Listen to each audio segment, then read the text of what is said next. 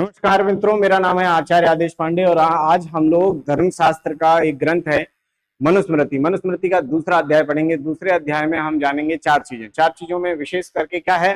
पहला है जो स्थान के बारे में बताया गया है, दूसरा है जो संस्कारों के बारे में बताया गया है, 16 संस्कार होते हैं, किस प्रकार से होते हैं, किन किन, और तीसरा उसी में किन किन पदार्थों का प्रयोग करना चाहिए, किन किन पदार्थों का विधान किस वर्ण के लिए किया गया है, और जो चौथा है वह है जो हिंदू धर्म में मुख्य जानने योग्य बातें हैं, जैसे ब्रह्म तीर्थ, देव तीर्थ इत्यादि, ये कहाँ होते हैं, किस प्रकार के होते हैं, ठीक है, माने के हाथों में कहाँ पर किस तीर्थ का स्थान है, आचमन करना चाहिए, कितना करना चाहिए, किसको करना चाहिए, इन सब चीजों का विधान जो है हमारे द्वितीय अध्याय में मिलता है। तो द्वितीय अध्याय के लिए एक तो दो कुछ परिभाषाएं हैं जो हमें याद रखनी है। पहली है कि धर्मशास्त्रम तु वै स्मृति।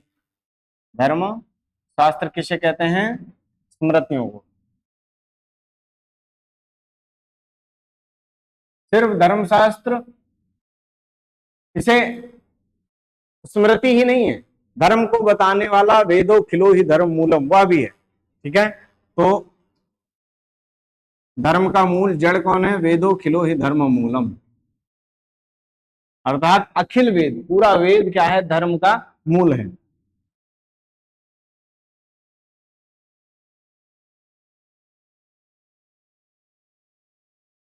स्मृतिशीले च तद्विदाम धर्म मूलम क्षमताम।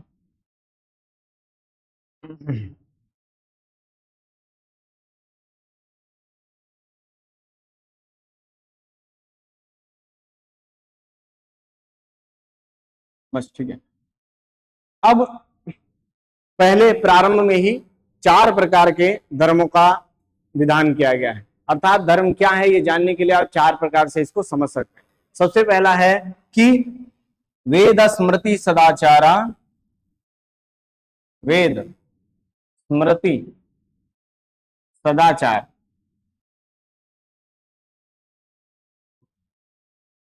स्वस्य च प्रियमात्मना, स्वस्य स्वयं को जो अच्छा लगे,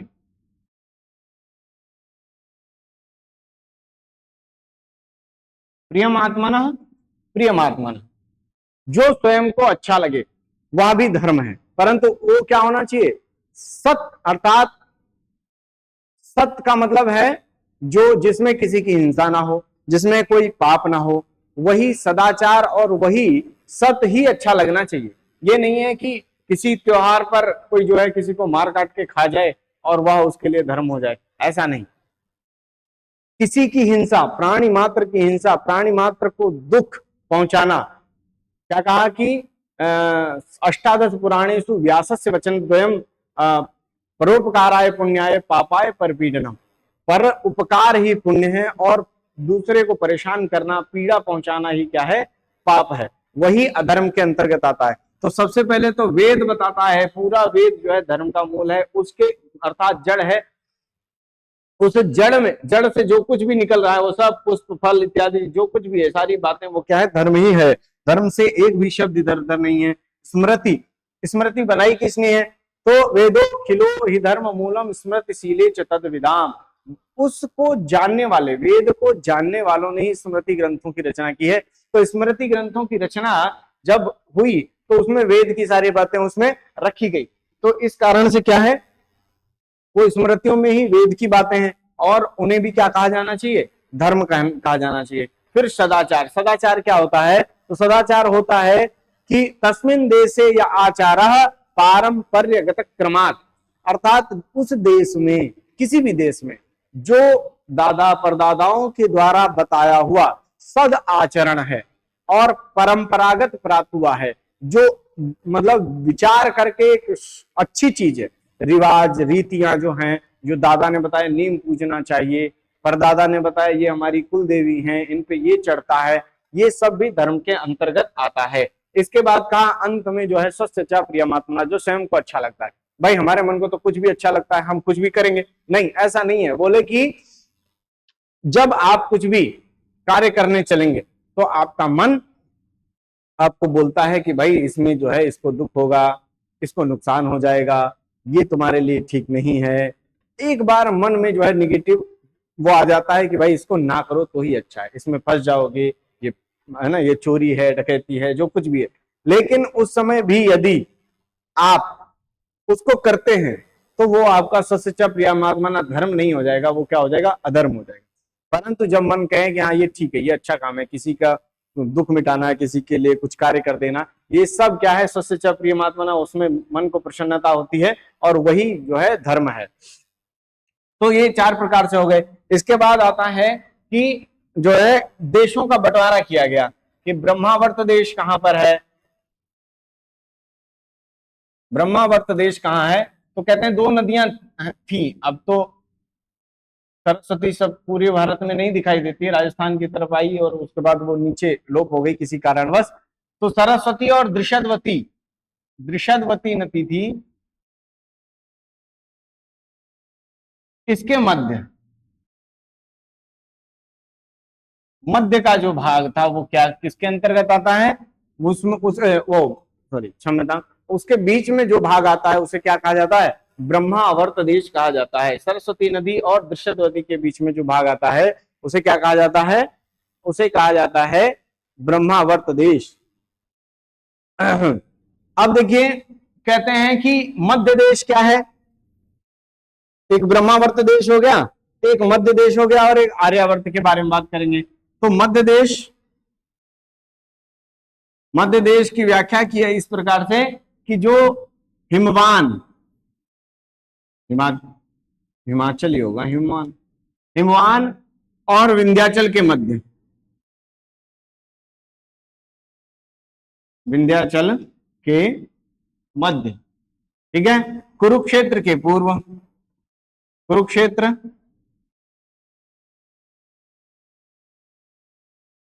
और प्रयाग के पश्चिम का देश जो है मध्य देश कहा गया है।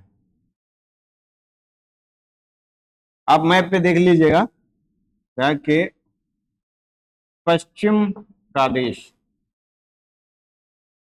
ये क्या कहलाता है, ये मध्य देश कहलाता है। हिमवान हिमाचल से लेकर के विंध्याचल के मध्य का जो भाग है, कुरुक्षेत्र के पूर्व का जो भाग है और प्रयाग के जो पश्चिम पश्चिम का भाग है वो सारा किसके अंतर्गत आता है, मध्य देश के अंतर्गत आता है। इसके बाद कहते हैं आर्यावर्त जो है वो कहां पर है भाई, आर्यावर्त के बारे में भी डिफाइन कर रहे हैं कि आर्यावर्त देश है आसमुद्रात वही पूर्वाद आसमुद्रात पश्चिमात तयोरेवांतरम गिरियो रार्यावर्ते विदुर्बुधा। बुद्धि लोग अर्थात बुद्धिमान लोग, ज्ञानी लोग कहते हैं कि पूर्व समुद्र से लेकर पश्चिम समुद्र तक और विंध्याचल या हिमाचल पर्वतों के बीच के देश को आर्यावर्त कहते हैं। ये पूर्वी समुद्र है, समुद्र से पश्चिम समुद्र तक और विंध्याचल से हिमाचल, वही ब्रह्मावर्त है।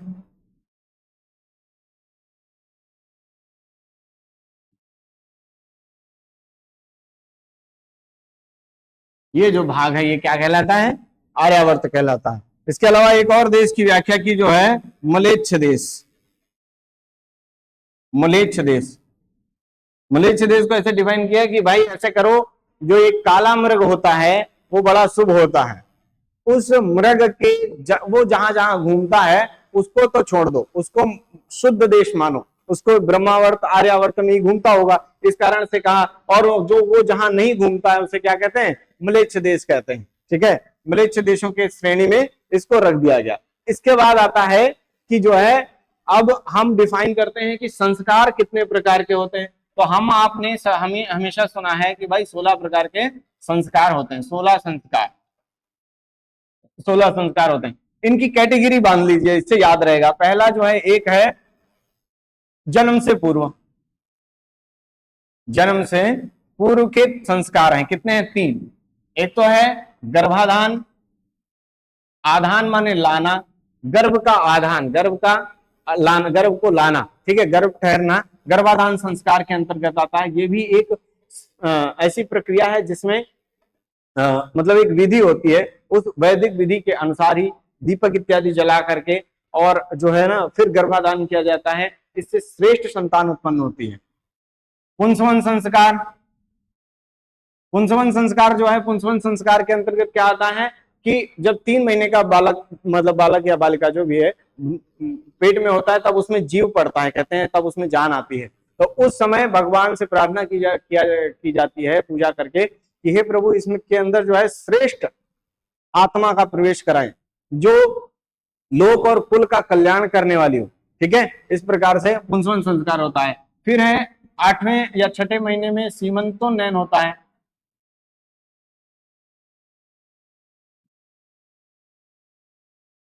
सीमंतोन्नयन में क्या होता है, कुछ औषधियों से और उसकी सीमा अर्थात मांग को करके चोटी में वो औषधियां लगा दी जाती हैं गर्भिणी की, जिससे क्या होता है कि 6ठे-8वें मास में यदि कोई विकृति किसी भी प्रकार से उसके शरीर में आ रही है तो वह उन औषधियों के संपर्क में आकर के, क्योंकि यहाँ पर जो नाड़ी होती है उस नाड़ी के संसर्ग से वो औषधियां उसको ठीक करने में सक्षम होती हैं। और दूसरी जो होती है वो होते हैं बाल्यावस्था के संस्कार होते हैं।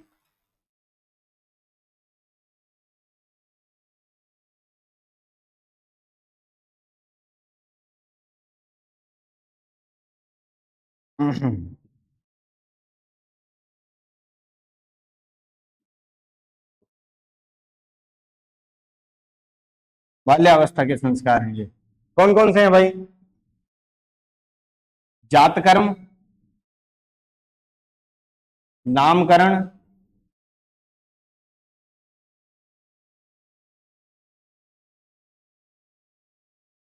निष्क्रमण, ठीक है, वहां तक आ रहे हैं ना? ठीक। जातकर्म, नामकरण, निष्क्रमण और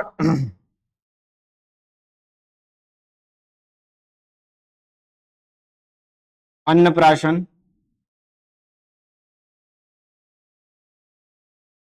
चूड़ाकरण,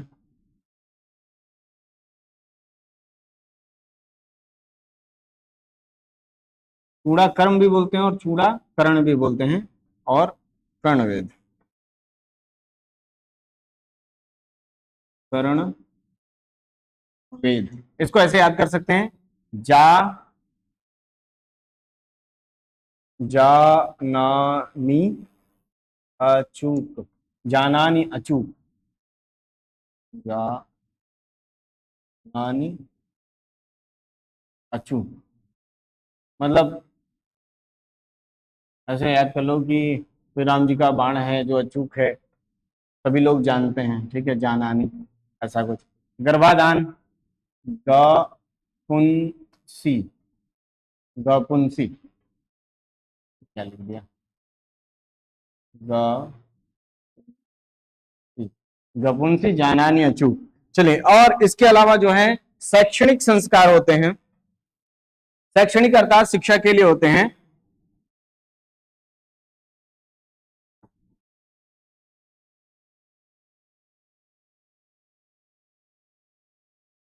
तो सबसे पहले क्या होता है शैक्षणिक में भाई, विद्या मिलती है, यानी विद्या प्रारंभ करता है तो विद्यारंभ लिख सकते हैं। और उसके बाद उसका उपनयन होता है। उपनयन के बाद उसको वेदारंभ कराया जाता है। वेदारंभ हो जाता है तो केशांत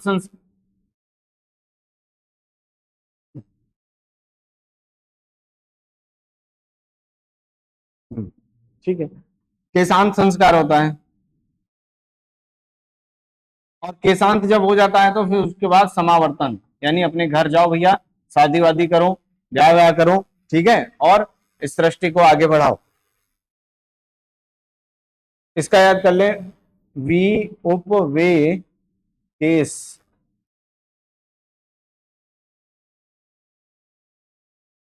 विद्या उपवेद, विद्या उपवेद और केस। ये संस्कार नहीं है, कभी कोई संस्कार समझ लो। ठीक है, विद्या, विद्योपवेद, विद्योपवेद केस है एक तरीके से, विद्योपवेद केस, ऐसे कोई याद कर लीजिए। ठीक है, तो इस प्रकार से ये आपके कितने हो गए, 14 हो गए, 14 संस्कार हो गए। 14 संस्कार होने के बाद दो आते हैं भैया, इसके बाद लास्ट कुछ नहीं बचता है, विवाह हो गया जिसका, तो विवाह संस्कार या पाणी ग्रहण संस्कार। ठीक है, पाणी ग्रहण, हाथ ग्रहण करते हैं ना, हाथ पकड़ लेते हैं, तो इसलिए इसका नाम पाणी ग्रहण संस्कार है। पाणी ग्रहण संस्कार करने के बाद क्या होता है, सीधा भाई अब जाओ, अब खत्म खेल है, अंत्येष्टि।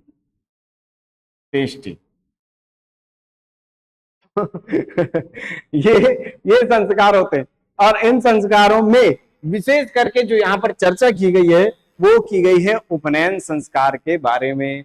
उपनयन संस्कार, उपनयन, उपनयन का अर्थ क्या है, उप आनयन, किसको लाना है, उप समीप किसके लाना है, किसको लाना है, ब्रह्मचारी को लाना है, किसके समीप लाना है, गुरु के समीप लाना है, और लाकर के क्या करना है, उसका वेद प्रारंभ कराना है। असली जो विद्या है, जो ज्ञान है, वो वेदों में निहित है। इस कारण से वेद के बिना ब्राह्मण को निष्फल कहा गया है, इसी अध्याय में। तो गुरु के पास लाना उपनयन कहलाता है, इसे ही यज्ञोपवीत संस्कार कहा जाता है।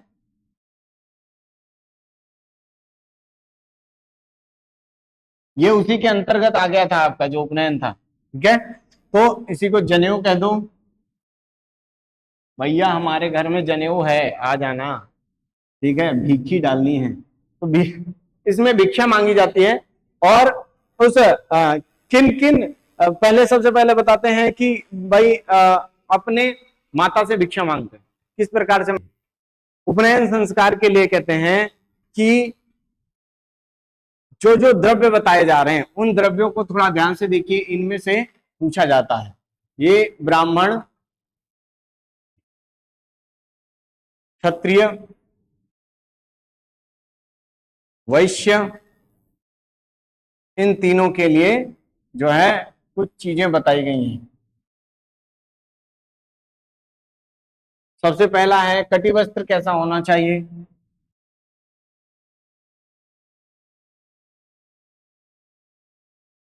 कटिवस्त्र कैसा होना चाहिए, तो ब्राह्मण के लिए रुरु मृग की छाल जो है कटिवस्त्र के रूप में प्रयोग होती है। रुरु मृग, एक कोई मृग होता होगा, उस मृग की छाल जो है कटिवस्त्र के रूप में प्रयोग की जाती है, ठीक है। और क्षत्रिय के लिए बकरा, यानी कि जो मृग बकरे की खाल है उसको प्रयोग करने के लिए कहा है।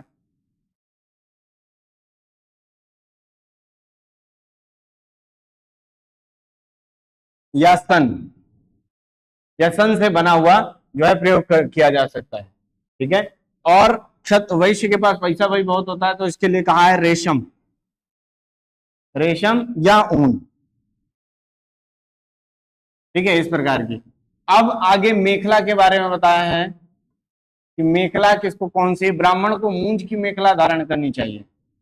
मूंज, मूंज एक घास जैसी होती है, ठीक है, मूंज की मेखला धारण करनी चाहिए। और क्षत्रिय को, क्योंकि ये वीर है, वीर की श्रेणी में आता है, तो इसलिए इसके पास धनुष बाण रहता है, तो उसी की प्रत्यंचा, प्रत्यंचा जो होती है, जो जिसपे वो चढ़ाते हैं,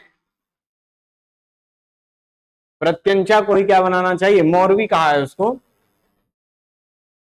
मौरवी को अपनी मेखला बनानी चाहिए। 3 बार जो है कमर में बांधा जाता है, उसे मेखला कहते हैं, ठीक है। वैश्य को, वैश्य के लिए कहा है कि ऊन की मेखला बनाए,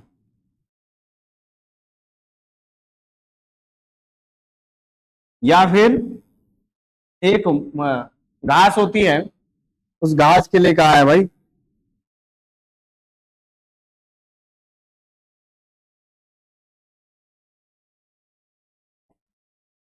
घास की मेखला धारण करें, ठीक है। इसके अलावा जो है इसका जनेऊ किस प्रकार का होना चाहिए, यज्ञोपवीत के लिए बताया कि ब्राह्मण कपास का, कपास का यज्ञोपवीत धारण करे, क्योंकि ये रोज धारण करने वाली चीज है। और रोज मतलब हमेशा धारण करेंगे, जैसे ही जरा सा अशुद्ध हुआ तुरंत उसको बदला जाएगा, तो कपास उसको मतलब आसानी से मिल जाता है, इसलिए कपास की। क्षत्रिय, क्षत्रिय के पास भाई बहुत सारा पैसा होता है, ये सन की, या इसको क्षण लिख सकते हैं, क्षण की, क्षण से बना हुआ जनेऊ धारण करे। और वैश्य जो है ऊन का जनेऊ धारण करे।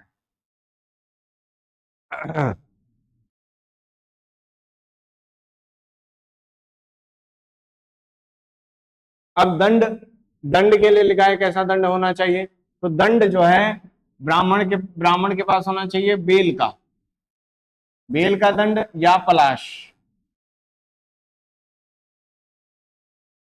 पलाश नाम का जो एक जिसमें छोटे छोटे वो आते हैं लाल से पौधे, लाल से पुष्प, क्या बोलते हैं उसको, टिशू, टिशू, टिशू, टिशू के फूल, हाँ ऐसे ही कुछ है नाम उसका, पता नहीं टिशू है कि इशू है। आओ, गांव की भाषा है थोड़ा सा। तो बेल और पलाश, और इसके लिए वाट, वट, खदेर,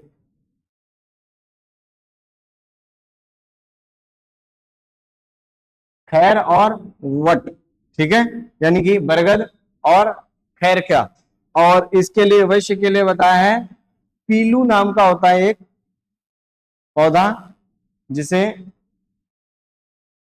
पैल बोला गया है इसमें, और उदुम्बर, उदुम्बर माने होता है गूलर, उदुम्बर, या फिर ये, ठीक है। इस प्रकार के दंड, दंड की मात्रा कितनी होनी चाहिए, अर्थात दंड जो है कितना लंबा होना चाहिए, दंड लंबाई, ये भी बताइए कि भाई इसके पास जो है ना, जो दंड हो वो केशों तक हो जाए, केशांत, सर के बालों तक क्या होना चाहिए, बड़े बाल हैं तो और ज्यादा ऊपर कर सकते हैं, ठीक है, केशांत होना चाहिए।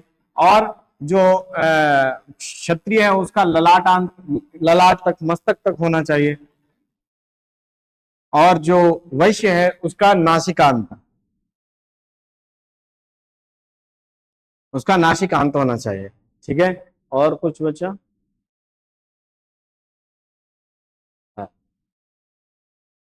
इसका जो समय बताया गया है, यज्ञोपवीत का जो समय बताया गया है, वो बताया गया है कि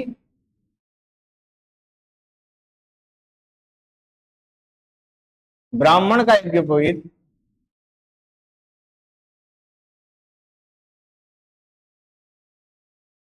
8 से लेकर के 16 तक हो जाना चाहिए। और यदि उसके बल बुद्धि की कामना है, बुद्धि की कामना रखता है तो व्यक्ति की ये बहुत ज्यादा बुद्धिमान हो, तो 5 वर्षों में कर देना चाहिए, 5 वर्षों में ब्राह्मण का जनेऊ यज्ञोपवीत कर देना चाहिए, ठीक है। इसके बाद क्षत्रिय, यदि क्षत्रिय है तो जो है इसका 22 तक, 12 से 22 तक,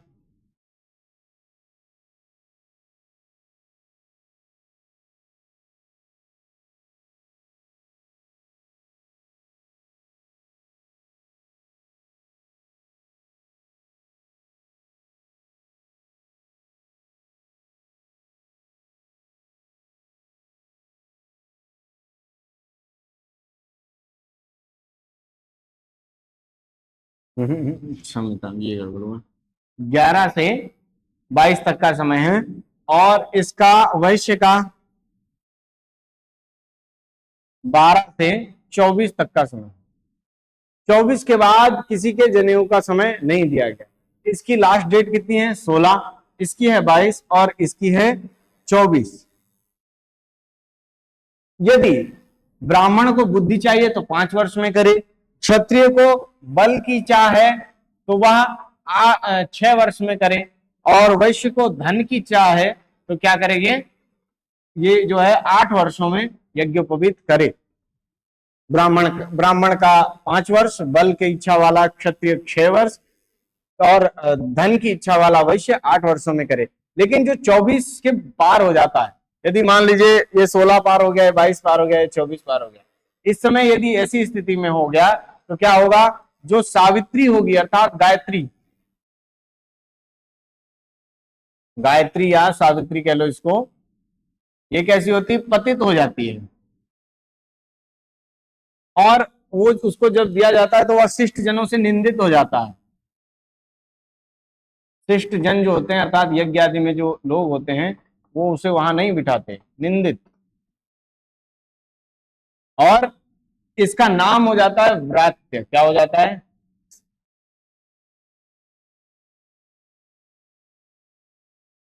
व्रात्य संज्ञा इसकी हो जाती है, कोई भी हो तीनों में से। यदि 24 वर्ष क्रॉस किया, या 16 जो लास्ट डेट है, 16, 22, 24 एक्सपायरी डेट है, इसके बाद फिर जो है उसका प्रयोग नहीं होगा किनमें, यज्ञ। यदि करना है तो फिर से उसको प्रायश्चित कराना होगा, फिर से यज्ञोपवीत होगा, विधिवत होगा, और फिर उसको पतित सावित्री जो है शुद्ध सावित्री के रूप में मिलेगी। एक चीज रह गई थी कि ब्रह्मर्षियों के निवास स्थान के बारे में थोड़ा सा छूट गया था। जो ब्रह्मर्षि होते हैं उनका निवास स्थान बताया गया 4 जगह। कौन कौन सी? एक तो बताया है कुरुक्षेत्र, दूसरा बताया है आपको मत्स्य, और तीसरा बताया गया यहां पर पांचाल, और चौथा बताया गया है सूरसेन। ठीक है, कुरुक्षेत्र आपका HR हरियाणा हो गया। ठीक है, मत्स्य जो है आपका RJ हो गया राजस्थान,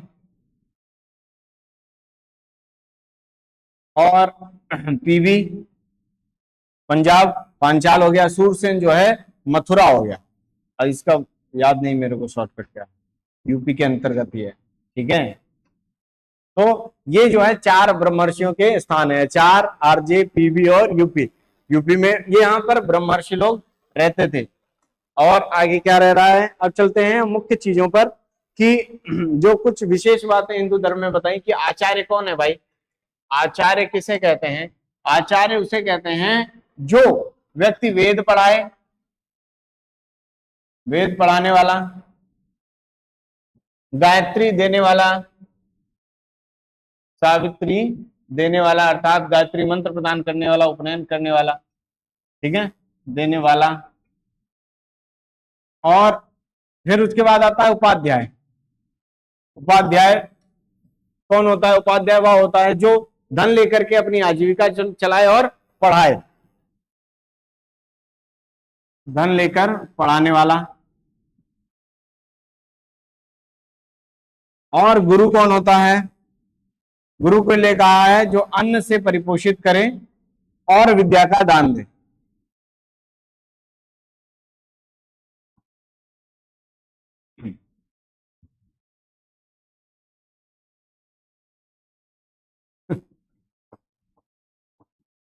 पोषित,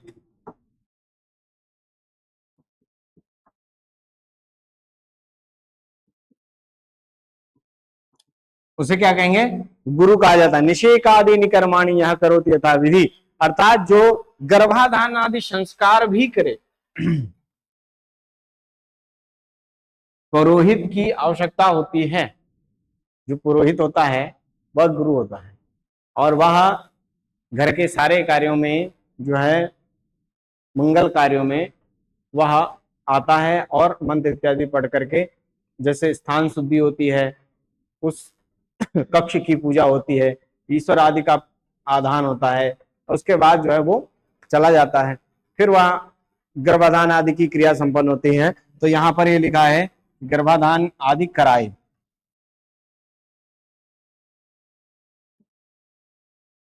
वह कौन है? गुरु है। ठीक है, अब कुछ विशेष बात यह है कि जो कुछ ऋषि मुनि हुए हैं उन ऋषि मुनियों ने अलग अलग क्या माना है? संस्कार की संख्या। संस्कार किसी ने 16 बताए हैं और किसी ने, मनु ने जैसे 16 बताए। ठीक है, व्यास जी ने भी, और कौन कौन है यहां लिख देता हूं मैं, व्यास, इन्होंने भी 16, और मनु और व्यास जी ने 16। गौतम भैया और बड़े हैं, ये कहते हैं 40 संस्कार होने चाहिए। और अंगिरा, अंगिरा ऋषि ने कहा है कि 25 संस्कार होते हैं। और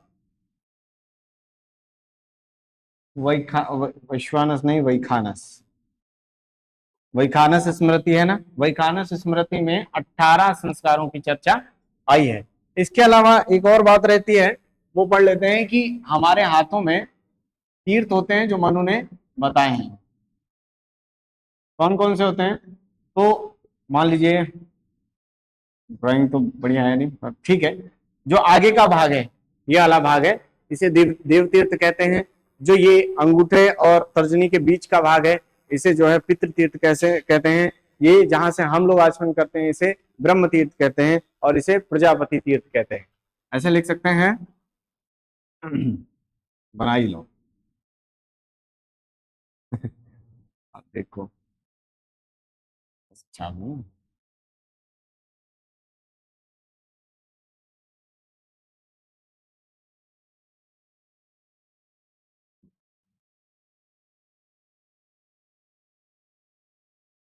बन गया भाई। ये देव तीर्थ होता है, ठीक है। इन दोनों के बीच में ये जो है ये पितृ तीर्थ होता है। ये जो है वो ब्रह्म तीर्थ होता है। और ये यहाँ पे जो तीर्थ होता है उसे प्रजापति तीर्थ कहते हैं। ये तीर्थों की बात है। इसके अलावा आचमन की बात आती है कि किसको कितना जल आचमन के दौरान पीना चाहिए।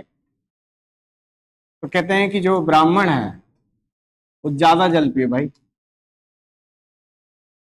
ज्यादा देर तप करता है तो उसको डिहाइड्रेशन ना हो, तो ब्राह्मण हृदय तक जल पहुंचे इतना जल पिए। और जो क्षत्रिय है उसके कंठ तक पहुंचे।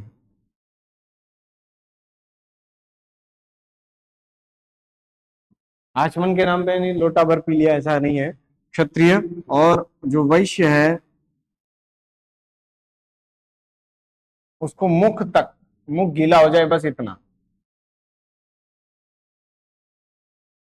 और जो शूद्र है उसके लिए कहा ओष्ठ तक, यहां तक जल पहुंचे और उसका आचमन मान लिया जाता है। जब उपनयन संस्कार की बात थी उस समय एक बात आई थी कि जो है भिक्षा, भिक्षा का क्रम बताया है कि भिक्षा मांगते समय किस प्रकार से भवती शब्द का प्रयोग करना है। जैसे सुना होगा आपने फिल्मों में कि भवती भिक्षाम देहि, यानी हे माता या भवती सुभगे, कुछ भी कह सकते हैं इस स्थान पे कि भिक्षा दीजिए। तो इसमें तीन बातें बताई कि तीन लोगों का जनेऊ होता है, ब्राह्मण, क्षत्रिय और वैश्य। इसमें क्रम है कि भवती शब्द का प्रयोग ब्राह्मण पहले करे, क्षत्रिय जो है मध्य में करे और जो वैश्य है वो अंत में करे।